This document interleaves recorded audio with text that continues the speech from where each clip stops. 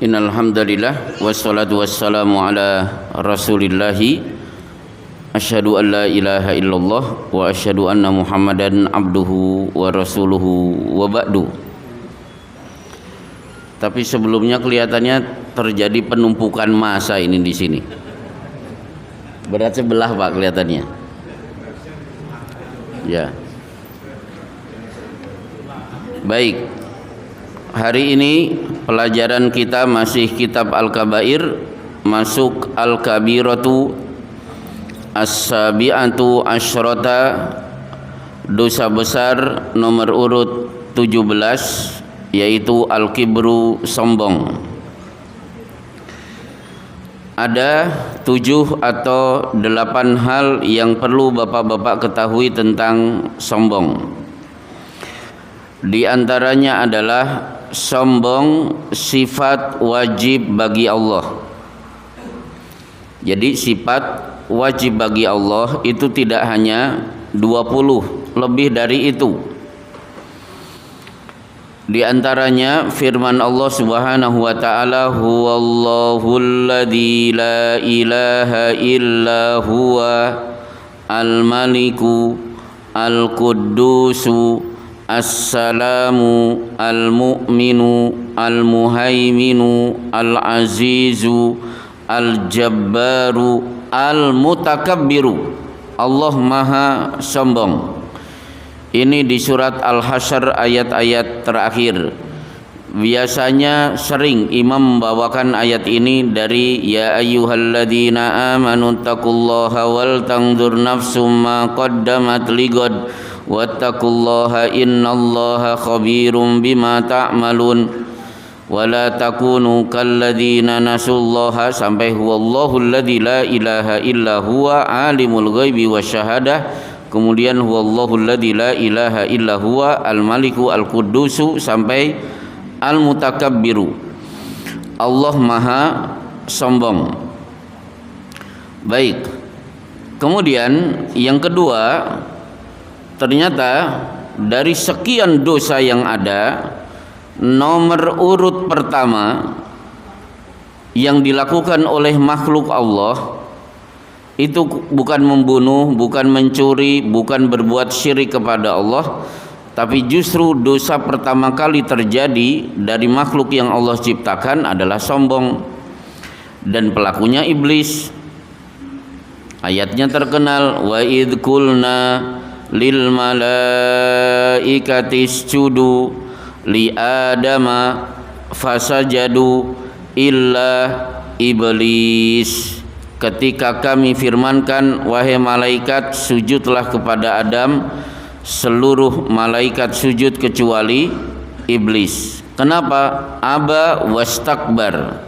Dia enggan, dia sombong, sama dengan wakana minal kafirin, jatuh vonis kafir pertama kali Allah berikan kepada iblis karena sombong tidak mau sujud kepada Adam. Jadi sombong adalah dosa pertama kali yang terjadi pada makhluk Allah.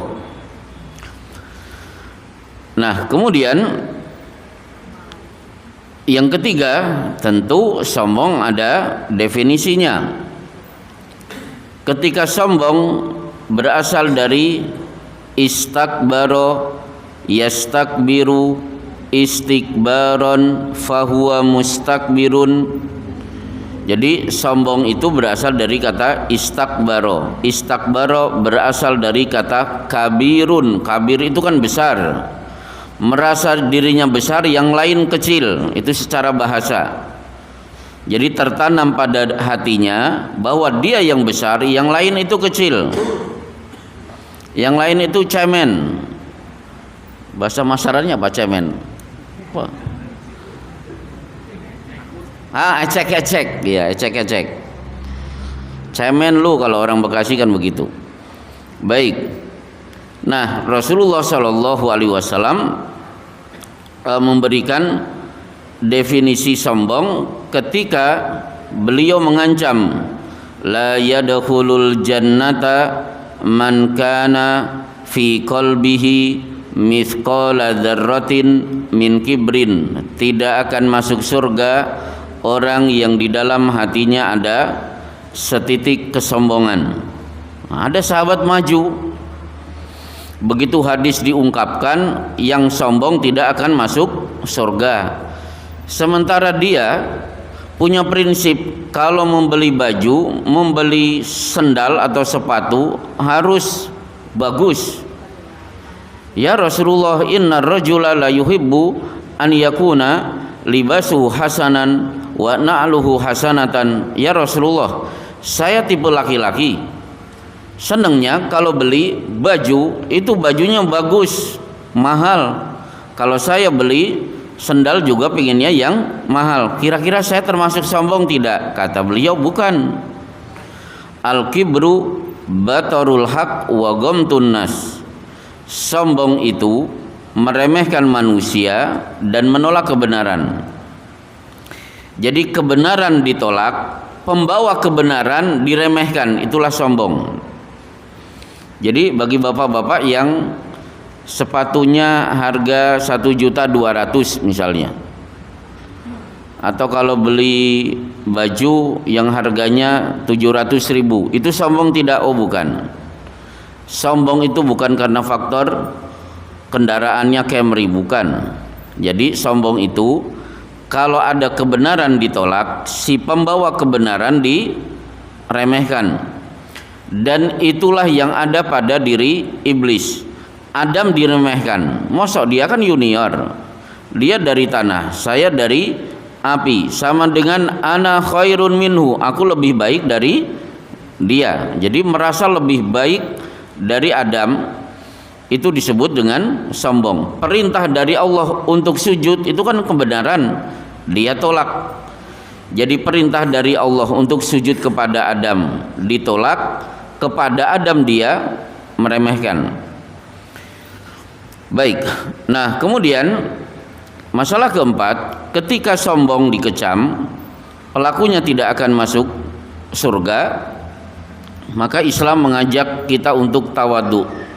Jadi lawan kata sombong, takabur, istikbar, itu tawadu.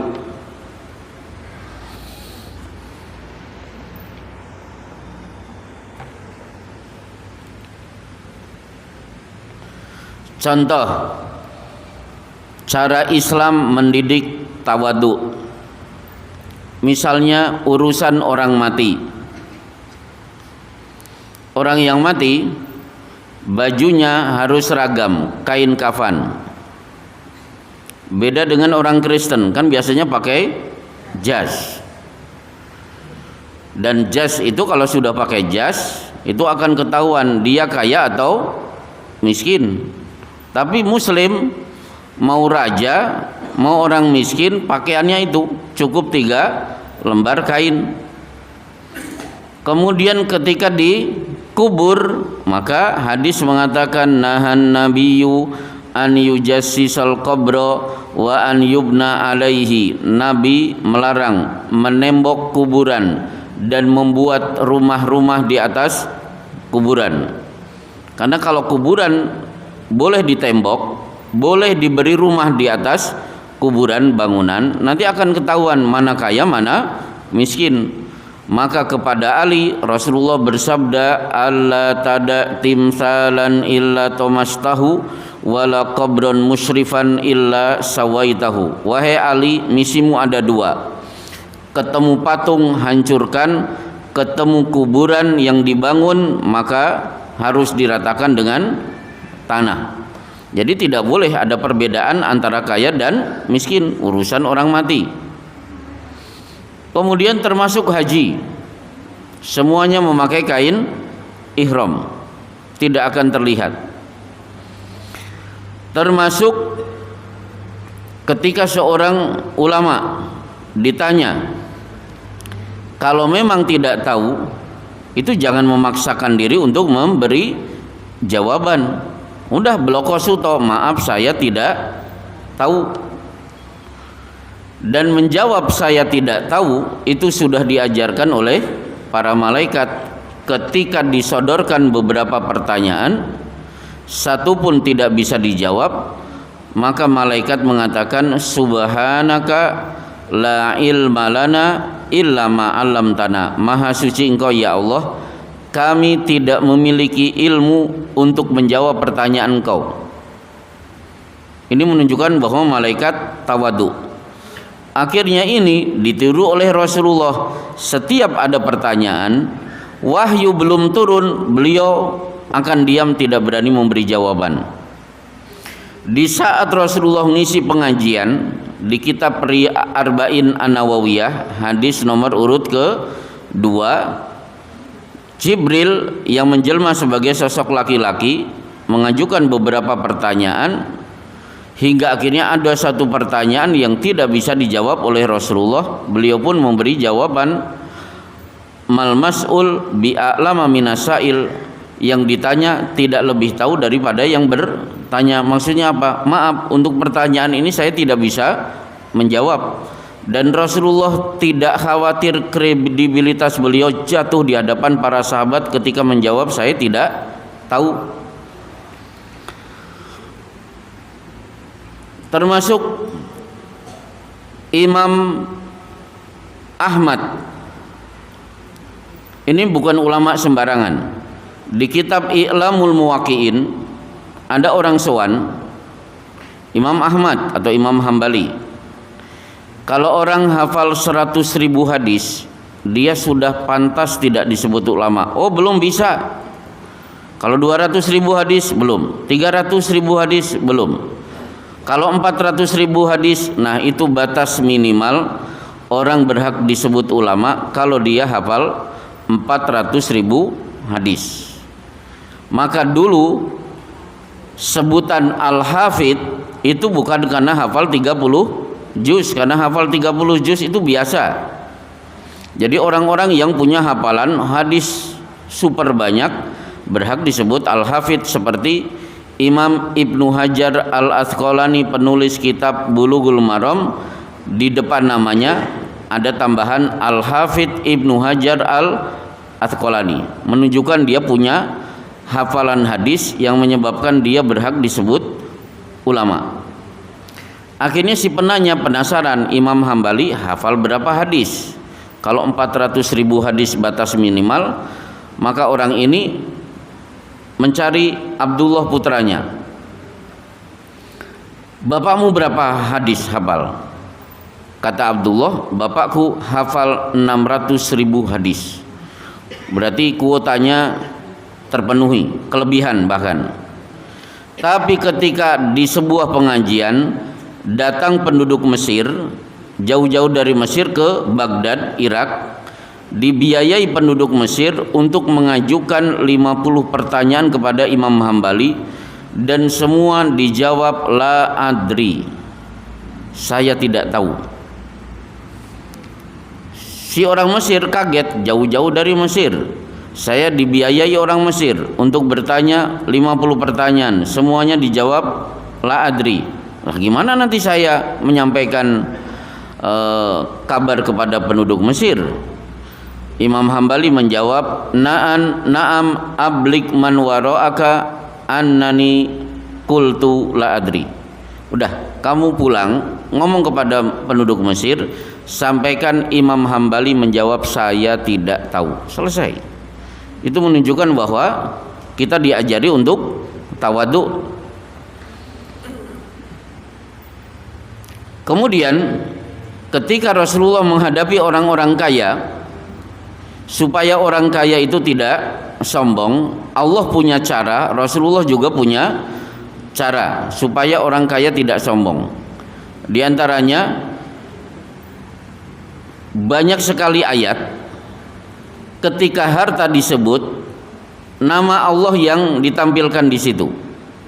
Paling mudah Al-Baqarah ayat ketiga. Siapa yang disebut orang bertakwa? Alladzina yu'minuna bil ghaibi, yaitu orang-orang yang beriman kepada yang gaib. Wa yuqimunas sholata, dan mendirikan salat. Wa mimma razaqnahum yunfikun, dan mereka berinfak dari harta yang kami rezekikan kepada mereka. Jadi ketika saya berinfak atau bapak berinfak, rozakna itu rezeki dari kami untuk mereka. Berarti jangan mentang-mentang kaya, itu sebenarnya milik Allah. Kalau Allah tidak memberi, kalian tidak mungkin akan kaya. Jadi kepemilikan harta berkali-kali Allah menyebut dinisbatkan kepada Allah, bukan orangnya yang berlimpah harta itu. Termasuk Rasulullah mendidik orang-orang kaya untuk tidak sombong. Di antaranya misalnya yudkhalu fuqaraul muhajirina ala agniyaihim biqadri khamsi mi'asanah. Orang fakir akan masuk surga lebih dulu daripada orang kaya dengan jarak 500 tahun. Padahal bapak-bapak kaya paling-paling cuma 70-80 tahun. Ternyata orang miskin cuma miskin 70 tahun tapi masuk surga 500 tahun lebih awal daripada orang kaya. Jadi dengan bahasa ekstrim, ini sebenarnya membungkam mulut-mulut orang kaya untuk tidak sombong di hadapan orang miskin. Baik. Nah, kemudian yang kelima, peluang sombong. Kapan ada peluang yang menyebabkan bapak-bapak bisa sombong? Mungkin bapak-bapak bisa sombong kalau jadi pemimpin. Beberapa kali dalam Al-Quran pemimpin ditampilkan dengan kata-kata orang-orang sombong. Misalnya faqalad du'afa'u wa barazu lillahi jami'a. Pemimpin dan rakyat yang mendukung dipertemukan di tempat yang sama. Faqalad du'afa'u, maka berkatalah orang-orang lemah, maksudnya rakyat, lilladzina istakbaru, kepada orang-orang sombong, maksudnya pemimpin. Jadi pemimpin disebut orang-orang sombong. Faqala du'afa'u lilladzina istakbaru inna kunna lakum taba'an fahal antum mughnuna anna min adabillahi min syai'. Wahai para pemimpin, kami kan pengikut setia dulu, cuma karena kalian bohongi saja akhirnya kami mendukung Anda. Bisa tidak melobi kepada Allah, sampaikan kepada Allah agar hukuman kita jangan sama. Mosok pemimpin dan rakyatnya disamakan? Ternyata pemimpin memberi jawaban yang mengecewakan. Ajazina am sabarna malana min mahis. Mau sabar atau ngeresulah, udah sama-sama kita akan nikmati siksa ini bersama-sama. Baik, jadi pemimpin disebut dengan orang-orang sombong. Berarti jabatan pemimpin ini celah membuat kita bisa sombong. Kemudian termasuk sombong mungkin karena walimah, perhelatan pernikahan. Karena Rasulullah bersabda, syarrut ta'am ta'amul walimah yamnauha man ya'baha. Sejelek-jelek acara makan-makan acara walimah. Karena yang diundang hanya orang-orang kaya, dilupakan orang-orang miskin. Itu kan sombong, berarti meremehkan orang miskin. Kenapa orang kaya diundang? Orang kaya satu, amplopnya tebel. Yang kedua, orang kaya sudah biasa makan enak. Insya Allah hidangan tidak akan cepat habis. Nah, coba orang miskin sudah tidak bawa amplop, kemudian begitu datang melihat berbagai macam makanan, apa yang terjadi? Wajilat qulubuhum, hatinya bergetar-getar, pengen dihabiskan. Dan orang miskin mungkin malah ngisini-ngisini. Seperti saya melihat, ya menengah ke bawah lah, datang ke gedung, sendal dicopot, itu kan bikin malu. Masya Allah, jadi saya malu juga melihatnya. Ya, itu contohnya. Tapi kalau orang kaya, apalagi yang datang siapa? Bupati. Lihat, anak saya nikah, yang hadir siapa? Bupati, ketua DPRD. Jadi walimah bisa menjadi celah bagi seseorang untuk sombong. Kemudian termasuk harta. Harta itu bisa merubah sikap dan gaya bicara. Ada dua orang diberi limpahan harta, hasilnya beda. Satu Nabi Sulaiman, dan tidak ada di dunia ini orang kaya kekayaannya melebihi Sulaiman. Ketika Sulaiman diberi kekayaan, kerajaan, bisa menaklukkan jin, bisa mengatur arah angin. Angin itu mau berhembus kencang atau pelan, itu bisa diatur oleh Sulaiman. Bahasa binatang dikuasai. Begitu semua dia dapatkan, apa komentar Sulaiman? Hada min fadli Rabbi, ini karunia dari Tuhanku. Liyabluwani aashkuru am akfur, untuk menguji aku, apakah aku syukur atau kufur. Berarti lolos, berarti lulus, diberi ujian harta. Tapi Qarun, muridnya Nabi Musa, ketika miskin, khusyuknya luar biasa, begitu kaya, berlimpah, sampai di surat Al-Qasas, gembok gudang kekayaannya itu hanya bisa diangkat 10 orang. Itu kan berarti kaya luar biasa. Ketika diingatkan kekayaannya, komentarnya apa? Innama utituhu ala ilmin indi. Jangan sebut-sebut Allah, saya kaya itu karena saya pintar. Jadi gak mau nama Allah disebut. Ini murni karena kepintaran saya. Berarti harta bisa menjadi celah, membuat orang bisa sombong. Kemudian termasuk majelis taklim, bisa menjadi celah sombong. Wa kanu syi'a, umat Islam menjadi berkelompok-kelompok. Kullu hizbin bima ladaihim farihun, setiap kelompok mengklaim kami yang paling benar, yang lain salah. Seolah-olah nanti di hari kiamat dia yang berhak menjadi panitia, menentukan siapa yang bisa masuk surga, siapa yang bisa masuk neraka. Kan ada beberapa pengajian, ngaji cukup di sini, jangan ngaji di sana. Kan ada seperti itu. Itu berarti majelis taklim bisa menjadi peluang bagi orang untuk sombong. Termasuk Rasulullah Shallallahu Alaihi Wasallam mengingatkan, innar rajula la yuhibbu an yakuna syash'u na'lihi ajwadu min syash'i na'li sahibihi.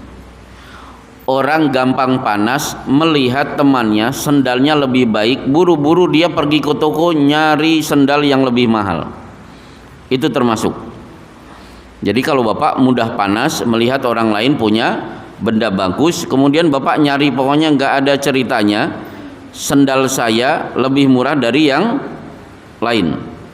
Itu termasuk orang yang sombong. Misalnya Bapak beli Pajero Sport, tiba-tiba ada tetangga beli Fortuner. Mahalan malah Pak? Fortuner sama Pajero.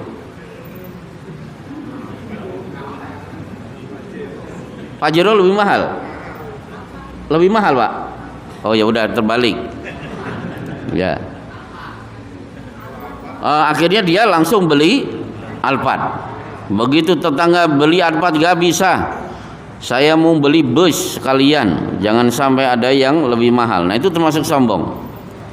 Dan orang seperti ini kan kasihan, setiap hari dikejar-kejar oleh emosi. Pokoknya tidak boleh ada orang yang bajunya, rumahnya, kendaraannya lebih bagus daripada yang dia miliki. Nah kemudian berbicara tentang sombong, maka ada dosa kecil berubah menjadi besar karena faktor sombong. Dosanya kecil sebenarnya, tapi akhirnya menjadi besar karena sombong. Apa itu? dzukira rajulun akala bisimalihi inda Rasulillahi sallallahu alaihi wasallam. Diriwayatkan ada seorang laki-laki makan dengan tangan kiri di depan Nabi. Ini sebenarnya kurang ajar. Satu, makan dengan tangan kiri. Dua, berani dia lakukan di depan Nabi. Sebagaimana murid nirun itu salah. Tapi kalau berani nirun di depan gurunya itu lebih kurang ajar. Akhirnya Rasulullah kemudian menegur, kul biyaminika, ayo makan dengan tangan kanan. La astati, nggak bisa ya Rasulullah, ini kebiasaan saya dari dulu. Akhirnya lastata'ta ma manahu ilal kibru, kamu menolak, tidak mau merubah gaya makanmu, padahal aku sudah menegur, itu karena kesombongan. Akhirnya detik itu juga tangannya lumpuh, fama rafa'aha ila fihi, tidak bisa mengangkat makanan untuk dimasukkan ke mulut. Jadi dulu pernah saya sampaikan, salah satu kriteria dosa itu besar kalau ada hukuman dari Allah. Nah, jadi makan dengan tangan kiri itu sebenarnya dosa kecil. Tapi karena dia berani melakukan di depan Nabi, ditegur tidak, mengindahkan teguran, akhirnya Rasulullah memvonis itu sombong. Akhirnya apa? Tangannya langsung lumpuh. Selanjutnya, dari sekian sombong ada sombong yang paling tinggi. Apa itu? Rasulullah ketika menyebut orang yang tidak akan dilihat oleh Allah, la yangdurullahu wa la yukallimuhumullah wa la yangduru ilaihim wa la yuzakim.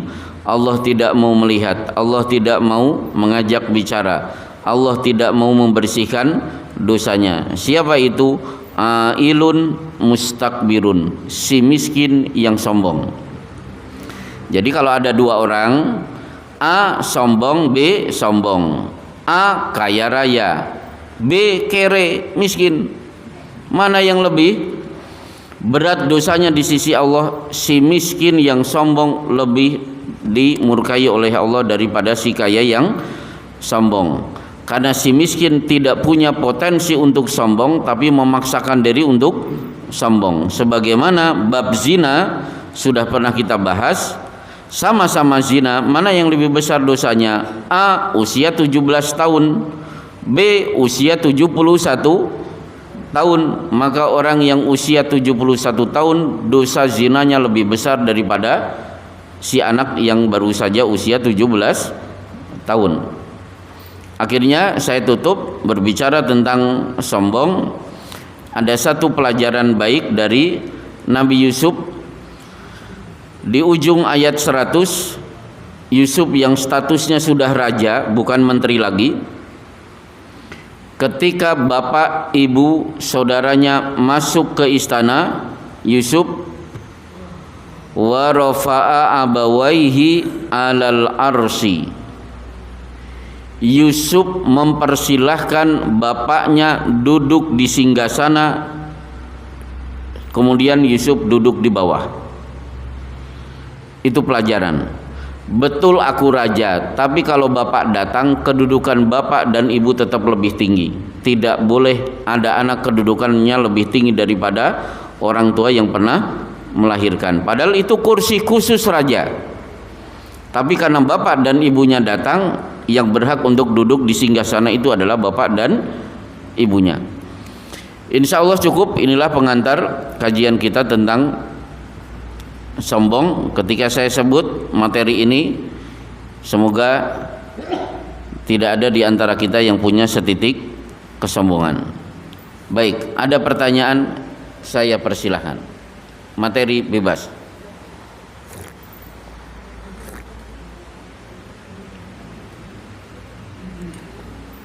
Tidak ada, kita sudahi. Udah Pak. Ini pada melihat ke depan dalam rangka apa sih Pak? Saya nggak enak perasaan ini, dilihat terus, dipelong terus. Kenapa? Oh sudah tikir. Seorang anak yang berani dengan orang tua itu termasuk sombong. Ya. seorang anak berani kepada orang tua? Jawabannya bisa iya, bisa tidak. Contoh kasus, Abu Ubaidah berangkat dari Madinah mempersiapkan diri untuk perang Badar. Dia bersumpah, perang Badar meletus, semua orang kafir harus aku bunuh kecuali bapakku. Betul, Al-Jarrah bapakku kafir, tapi tetap dia ayahku. Bapaknya berangkat dari Mekah, ngasah pedang, bersumpah semua orang beriman harus aku bunuh. Yang harus mati nomor urut 1 anakku sendiri. Ini kan berarti bertolak belakang. Betul, pecah perang Badar, terjadilah kejar-kejaran antara bapak dan anak. Si bapak dia harus mati, sementara anak dia bapakku, saya hanya akan membunuh orang lain. Hingga akhirnya Allah memberikan ilham, ini yauma taqal jam'an, ini adalah hari pertemuan dua kubu antara mukmin dan kafir. Alladzina amanu yuqatiluna fi sabilillah walladzina kafaru yuqatiluna fi sabilit tagut. Jalan Allah dan jalan setan. Hadapi bapakmu. Akhirnya betul, karena ilham ini dia balik badan, dia hadapi bapaknya, akhirnya sukses, kepala bapaknya putus. Berarti anak berani sama bapak. Turunlah surat Al-Mujadalah ayat terakhir. La tajidu qauman yu'minuna billahi wal yaumil akhiri yuwadduna man haddallaha wa rasulahu walau kanu aba'ahum au ikhwanahum au ashiratahum. Engkau tidak mendapatkan, wahai Muhammad, orang-orang beriman masih menaruh belas kasihan kepada orang-orang yang memusuhi Allah dan Rasul, meskipun itu bapaknya, anaknya, saudaranya, keluarganya. Yang tegas di medan perang tanpa pandang bulu siapapun yang dia hadapi. Ulaika kataba fi qulubihimul iman. Allah tulis di dalam hatinya ada iman. Tapi tolong ya Pak ya, ini situasi perang, bukan situasi desa masaran yang dipraktekkan. Nah kemudian, tapi secara umum anak berarti berani kepada orang tua, ini jelas pelanggaran. Sampai di surat Al-Isra, fala takul lahuma uff wala tanhar huma wa kullahuma qaulan karima. Ketika orang tua sudah sepuh, tingkah lakunya sudah mulai menjengkelkan. Kan bapak dan ibu kalau sudah sepuh kan begitu. Fala takul lahuma uff, jangan keluarkan kata uff. Uff itu kalimat kasar yang paling halus, yang orang tua kalau mendengar pasti tersinggung. Nah contohnya apa? Kata-kata kasar tapi paling halus, orang tua pasti tidak ridho. Kalau tidak salah, kalau versi Indonesia, kalau disuruh cek, wah itu orang tua pasti tidak ridho. Meskipun sekedar cek, 2 huruf C dan K, apalagi CK, wah itu lebih parah lagi. Setelah fala taqul lahuma uf wala tanharhuma, jangan bentak. Berarti uf itu bukan membentak, masih terdengar suaranya pelan. Kalau wala tanharhuma sudah membentak, itu tidak boleh. Itu termasuk sombong. Kenapa? Yang dia remehkan siapa? orang tuanya sendiri. Itu problem. Meremehkan orang lain saja sombong, apalagi dia meremehkan orang tua. Sementara la yajzi waladun walidahu hatta yajidahu mamlukan fayu'tikahu.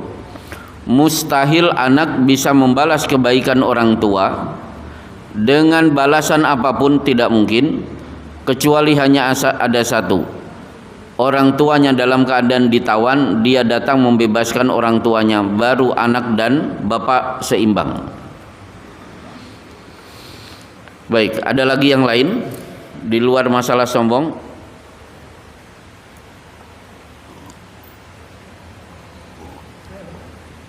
Ya, silakan.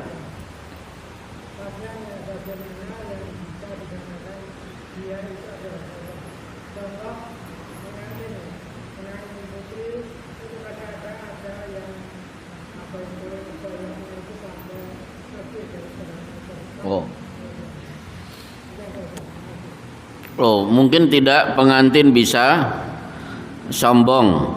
Ya mungkin. Misalnya apa? Hadis tadi, pengantin hanya mengundang orang-orang kaya, itu contoh. Kemudian termasuk baju. Baju bisa saja membuat orang bisa sombong. Karena Rasulullah ketika menyebut sombong, diantaranya apa? Al-musbilu, dengan satu kata, musbil, memakai kain panjangnya melebihi kadar, itu sudah termasuk sombong.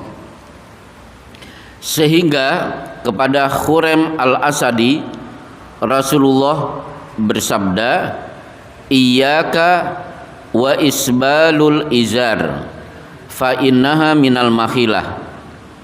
Jangan memakai sarung kepanjangan, karena itu bagian dari kesombongan. Ya, termasuk tadi pengantin, sampai ujungnya harus dipegang oleh orang yang ada di belakang.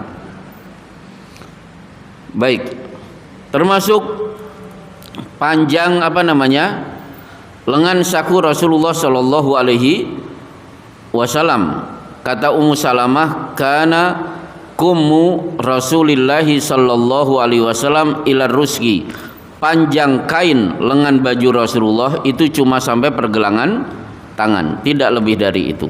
Jadi melebihi kadar itu juga bagian dari kesombongan.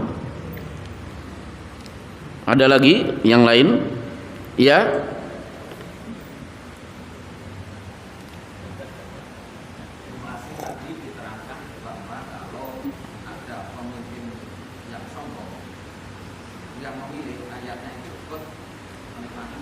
Ya. Padahal di Indonesia 5 tahun sekali tidak hanya presiden, gubernur, bupati, itu ada pemilihan terus.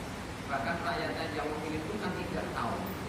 Besok itu dia sebagai pemimpin yang sombong atau tidak tahu. Tapi ikut mendukungnya. Ya. Dia menjadi sombong. Nah, bagaimana nasib rakyat seperti ini? Mumpung bapak-bapak masih hidup, nanti segera beristighfar, tobat. Yang kemarin ngimirilnya salah, langsung ya ayyuhalladzina amanu tubu ilallahi taubatan nasuha. Udah, mumpung masih hidup, itu saran saya juga begitu.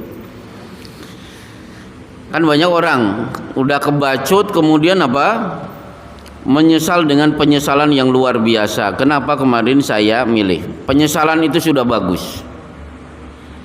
Meskipun ada juga yang menyesalnya baru-baru. Kalau saya ngobrol dengan orang, Pak, dari dulu saya udah gak suka sama orang itu. Anda saja yang mau tertipu. Dan salah satu ciri demokrasi itu apa? Bodoh itu dipelihara.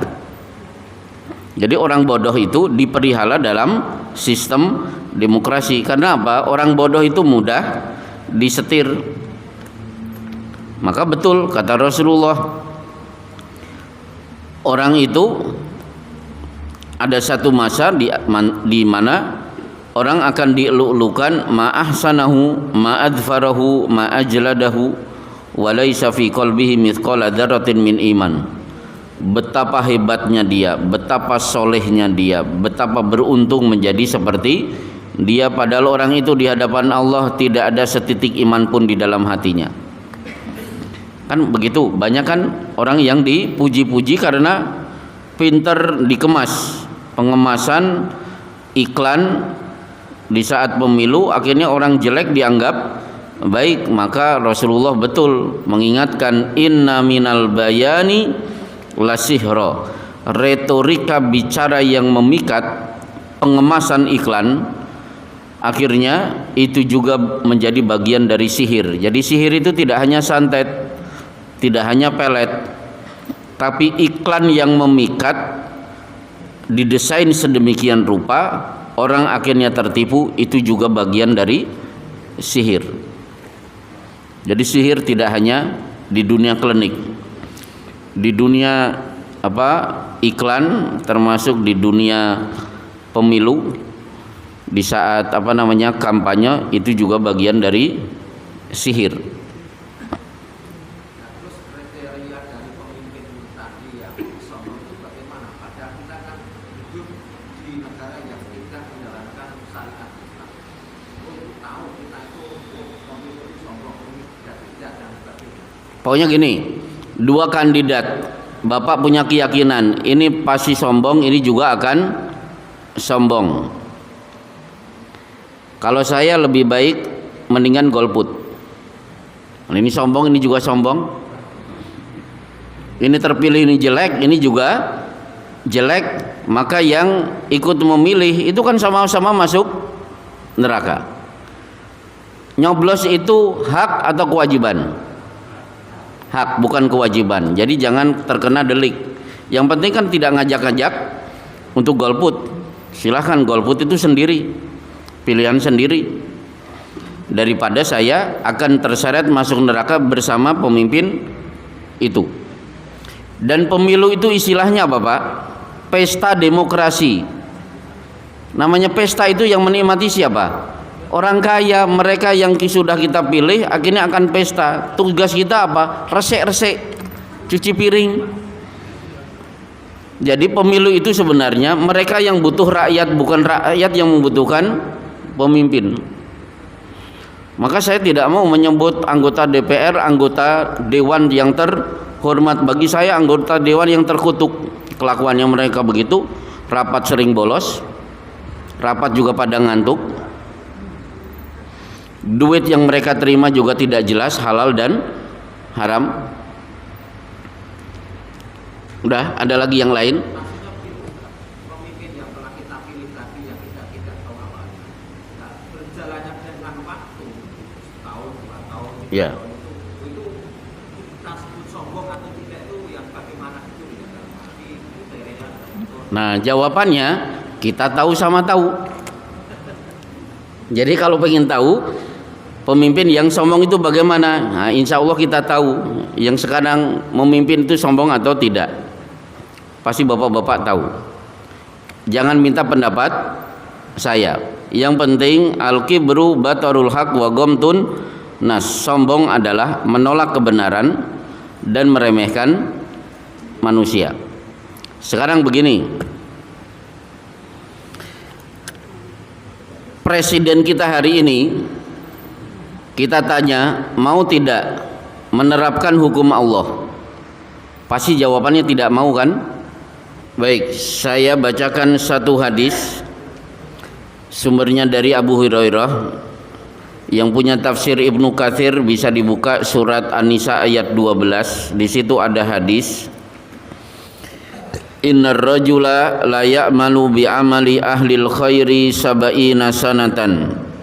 Ada orang 70 tahun hidupnya dihabiskan untuk beramal soleh.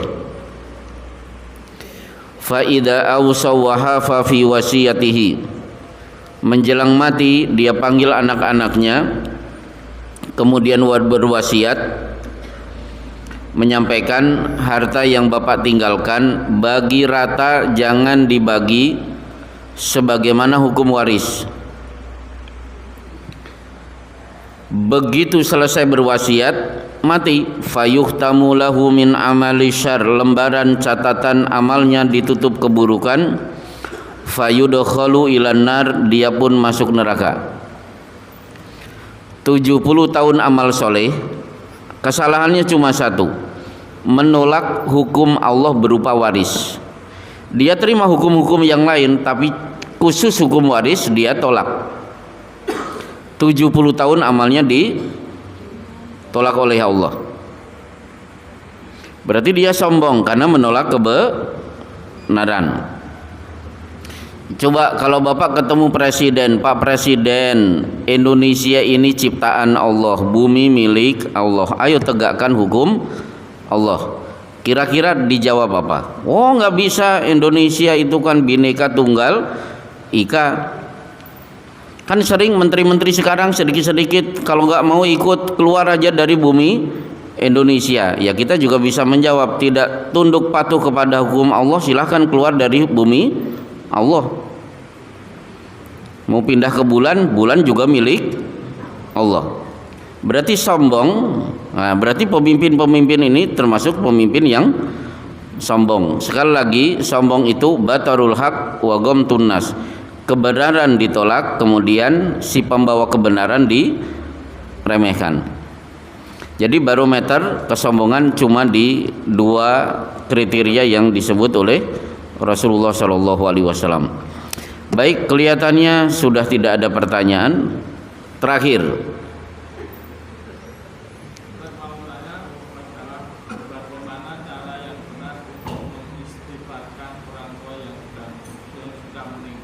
sudah meninggal dunia. Saya orang tua sudah wafat, bagaimana cara mengistighfarkan? Bisa dengan Rabbighfirli, menggabungkan antara doa yang ada di surat Nuh dengan surat Al-Isra.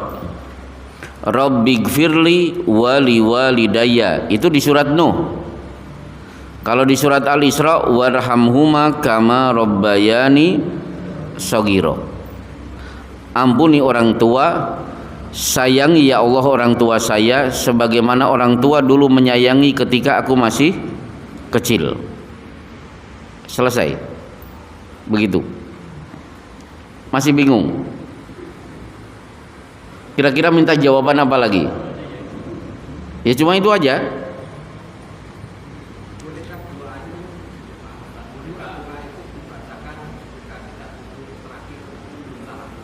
Boleh. Setelah fil alamina innaka hamidum majid, kata Rasulullah apa? Summa liyad'u ba'du masya'a. Kemudian berdoalah setelah itu apa saja yang Anda kehendaki. Kalau bisa doa orang tua itu tiap hari. Kalau saya misalnya malam-malam keluru ayam mendengar, wah saya langsung berdoa dan saya tidak akan lupa orang tua nomor urut 1. Kemarin hujan, wah udah langsung mengangkat tangan, doa saya banyak. Nomor urut 1 tetap orang tua. Jadi jangan nunggu hari ketiga, ke-7, ke-40, ke-100, terus siapa lah? Kalau menda itu berapa sih? Oh setahun, berarti haul. Jadi tiap hari, bahkan kalau bisa tidak terhitung. Bahkan kalau saya lewat kuburan, saya kan biasanya Allahumma gfir lahum warhamhum atau assalamualaikum ya ahlad diyar. Saya langsung dia saja saya doakan, apalagi orang tua tetap langsung saya doakan juga. Syukur-syukur ya Rasulullah, afalaha ajrun intasaddaqtu alaiha, bersedekah atas nama orang tua. Akhirnya sahabat itu bertanya, kalau memang bersedekah dari anak untuk orang tua sampai pahalanya, apa sebaik-baik sedekah? Qala al-bi'ru, bikin sumur. Jadi sumber-sumber mata air di tempat-tempat kering seperti tempat-tempat yang rentan terjadi kristenisasi, wah itu silahkan niatkan untuk orang tua. Kemana mencarinya? Silahkan tanya lazismu, insya Allah ada jawaban. Pak, di lazismu ada tidak program bikin sumur di tempat yang kering? Nah, insya Allah nanti ada jawaban. Meskipun nanti saya tanya lagi kepada yang nanti pasti ada jawaban insyaallah. Caranya seperti itu. Wallahu a'lam bishawab wa sallallahu ala Muhammadin wa ala alihi washabbihi wasallim. Assalamualaikum warahmatullahi wabarakatuh.